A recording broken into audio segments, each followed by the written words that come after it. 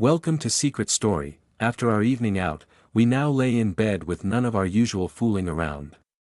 A few hours ago, I had won a dance competition. After that, we experienced our first glory hole.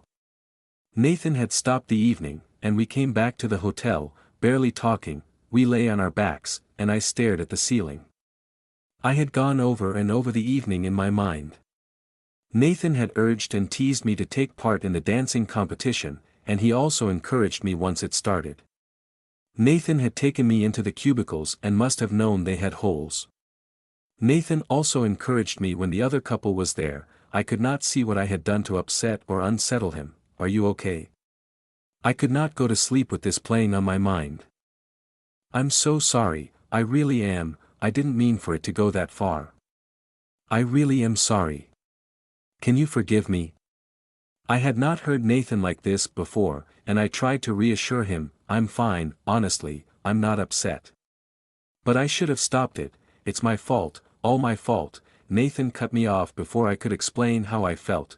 Nathan has always known that I get very flirty and daring when I've been drinking. He takes advantage of it when we are away or alone. I had always thought he just accepted that I would be the same when out without him. I had assumed he knew I would let someone have a feel or the odd lucky. I just always thought he knew and turned a blind eye, letting me have my fun. Lying in the dark, it dawned on me that he had no idea at all. I really enjoyed it. I thought I should get in and say it quickly and simply. Nathan was silent for a few seconds. I was so worried I had ruined everything. When that woman was pulling me towards her, I got scared I had let it go too far. That I had let the whole evening go too far. Could you not tell how much I was enjoying it? I wasn't sure. I suddenly worried you were just going along to please me. I thought she was just pretending. For a second she was, then she was doing it for real. When you led me into that cubicle, I would have done anything. Anything. Nathan took a few seconds to speak. I was so turned on watching you dance, watching all those people enjoying watching you. I wrapped my fingers around it and squeezed. Did you know there was such a big hole in the wall of the cubicle? Most seem to have holes, some big and some smaller. The last two had their doors shut before, so I guessed they might be more discreet for doing things in. I also hoped there would be a hole for someone to watch you. I did not want to upset Nathan, but I did want to do it again. How did you feel when that other couple came in? I was sure they wanted more from us. Both of them spoke, but I did not understand. So it seems you enjoyed it as much as me, I said. I did. I loved every minute of it. I wanted to do more but suddenly panicked you would be upset. To be honest, I have fantasized about stuff like that for a while. I just never knew how to tell you, how you would react. Now we know we both enjoyed it. I hope we get to do it again. Like you said when you got me to do the dancing. No one here knows us. I was trying to ignore the myriad phones and cameras that had recorded the bar competition. We soon fell asleep and woke, late in the morning, all but missing breakfast, and decided to take a stroll out to catch a lazy brunch at one of the many beachfront cafes. We talked about last night with the safety of knowing we had both enjoyed it. We spent a lazy day around the pool, and then down at the beach. I kept looking around secretly hoping to recognize the woman from the cubicle last night. Once in a while, someone would give me a second look, a double take. I enjoyed the idea of being recognized for that and almost hoped someone would come and say hi, but no one did. During the day Nathan had made the odd quip about going to the cubicles again tonight. I didn't bite, and he didn't pursue it, but it kept making me think about how much I had enjoyed it. What do you mean? Nathan stopped walking and asked, are you serious? I mean, yes, let's get some just in case. Nathan took my hand and led me off toward the shops. There wasn't much of a choice, my favorite brand was there, but I could hardly blurt out, these are the ones I like. Nathan hesitated like a teenager buying his first packet. Oh, I walked up to the counter, picked up 2 packs of the ones I liked, and paid. That wasn't so hard, was it? Why did you get 2? So you don't get all embarrassed if we have to come back for more. We probably won't need any at all. Last night might have been a total fluke. I really hoped it wasn't and hoped we would be lucky. We went out for a meal, and I drank cocktails. Nathan normally moans about the price, but tonight he didn't care.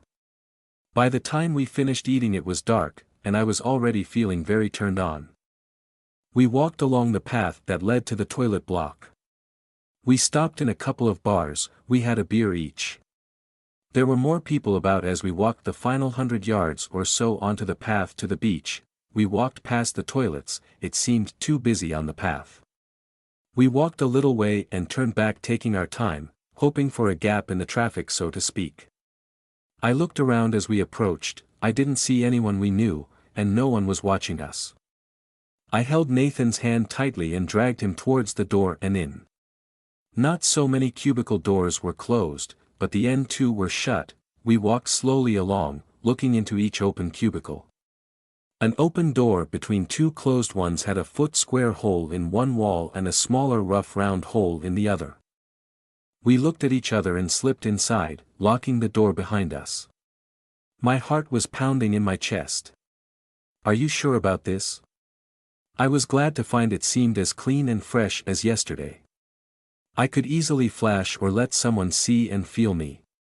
It also meant I only had to pull on the skirt and top to be completely decent. Nathan stood back against the door. I really needed to go.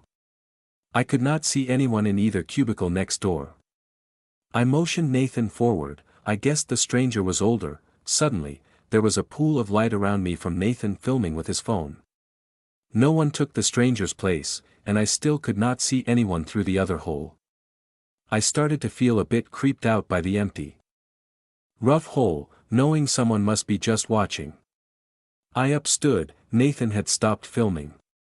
We almost bumped into a young couple rushing past.